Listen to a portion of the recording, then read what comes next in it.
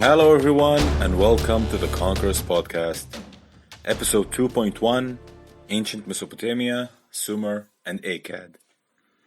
Okay, so as I said in our first episode, the first great conqueror we'll discuss is the world's first great conqueror, Sargon the Great. And as I said, for every conqueror, or a group of conquerors, if they ruled or served the same state, I will give a brief history of their state and people. Okay, so let's begin. Along with ancient Egypt, Norte Chico, ancient China, and the Indus Valley, Mesopotamia is one of the contenders for the title of the location of the cradle of the first civilization. Evidence for urban settlements date back as far as the late 6th millennium BC. As with other early civilization, the presence of rivers, in this case two great rivers, the Tigris and the Euphrates, provided the early people of Mesopotamia with a surplus of crops that allowed the societies that lived there to prosper and develop. Mesopotamia itself is a Greek word meaning land between rivers. Slowly, small farming communities began to form, which in time developed into cities and city-states, along with increasingly complex societies and hierarchies, and the mostly common pantheon of deities and gods. As in other places, the perception of these gods was influenced by the very nature and environment in which these peoples lived. Due to the usual flooding of the Tigris and Euphrates rivers, most Mesopotamian gods were portrayed as fickle, prone to anger, and sometimes violent, and required constant appeasement. At first, these societies were ruled by councils of elders led by a priest, which could surprisingly either be a man or a woman. These councils slowly began to be replaced by secular singular figures, kings, or as they were locally called, lugals. During this period, one can begin to point to a single dominant people and culture in the southern parts of Mesopotamia, the Sumerians. The Sumerians were a people of a still debated origin who spoke a non-Semitic and non-Indo-European language, what we today would call an isolated language, and whose perhaps greatest contribution to us was the development of the world's first writing system, called the cuneiform.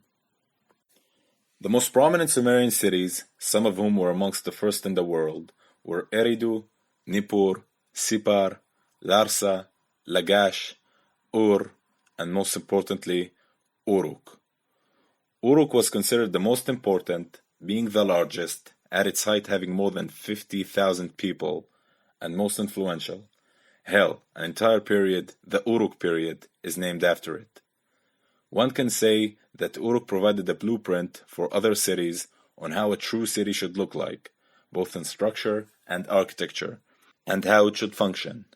Also, it was the city ruled by the legendary king Gilgamesh.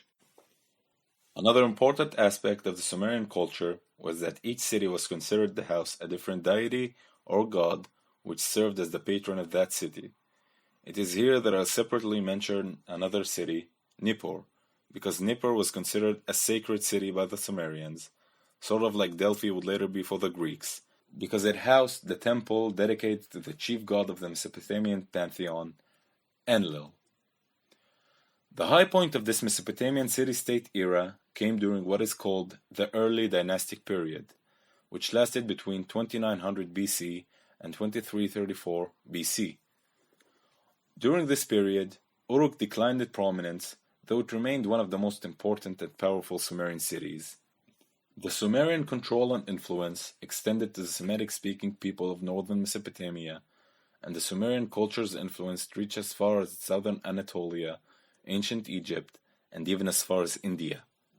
This prosperity, however, led to a rise in the population of Sumer, which in turn led to an increase in conflict between the cities, both culturally and militarily, and at many times, one city would rise to prominence and even manage to conquer some of the other cities.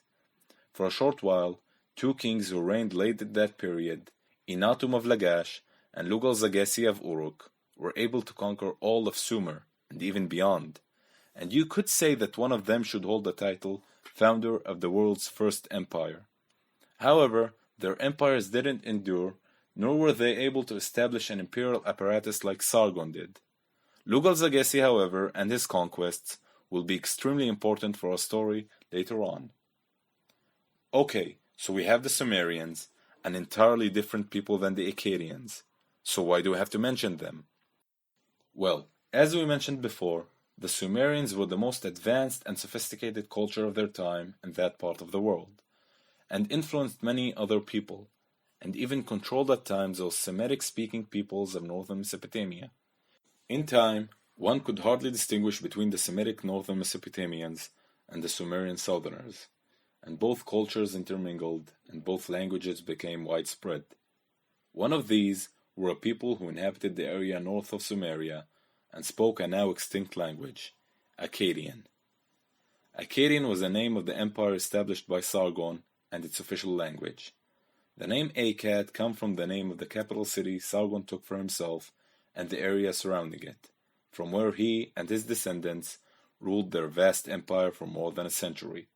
The word Akkad, or Agade, is of a non-Semitic origin, and predates Sargon and his empire. Akkad as a word comes to us from the Bible. Unfortunately, even today, we still don't know the precise location of this once great city. The main goddess of Akkad was Ishtar Astarte, or Ishtar. During the period of Sumerian supremacy, the Akkadians were much influenced by the Sumerian culture, architecture, government structure, religion, and language, with the Akkadians adopting the cuneiform of the Sumerians for their own language. Slowly, however, the Akkadians rose from being the students of the Sumerians to being their rivals. Now, the Akkadians and the other Semitic peoples' favorite political polity was also, you guessed it, the city-state. Yet their states tended to be larger than those of their neighbors to the south. The main city-states in northern Mesopotamia were Mari, Ebla Nagar, and the most prominent, located to the south of their area, and also with a period named after it, Kish. Kish's proximity to the Sumerian cities made it a player in their struggle for dominance.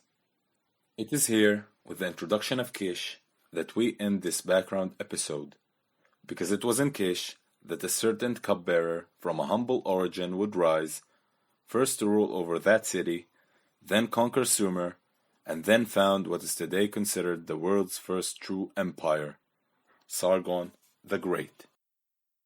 As mentioned in our first episode, your comments or suggestions are most welcome. You can leave them on a podcast's Facebook page called The Conquerors Podcast, a YouTube channel with the same name, or on iTunes or any other platform you guys use to listen to the podcast. Also, don't forget to rate the podcast. You can also contact me directly at theconquerorspodcast@gmail.com. If you like the podcast, don't forget to press the subscribe button and tell anyone you know about the podcast. Thank you all for listening to the Conquerors Podcast.